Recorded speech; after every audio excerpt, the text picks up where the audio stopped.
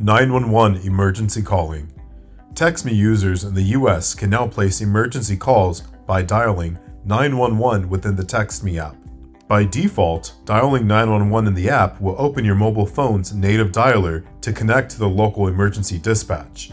This will use your device's SIM card, regardless if you have a mobile plan through a network carrier or not. If you use TextMe on a device without a SIM card, or your area receives poor or zero phone signal, then you can switch the native dialer setting to off. 911 calls will now be routed directly through the TextMe app. To turn off the native dialer, simply navigate to the Me section of the app via the bottom navigation. From here, scroll down and click on Emergency Calling. Here is where you can toggle the native dialer to off. In this case, it is recommended to fill out your emergency address ahead of time to help confirm proper routing of the call. This is necessary because without a SIM card, there is no location information available to emergency services.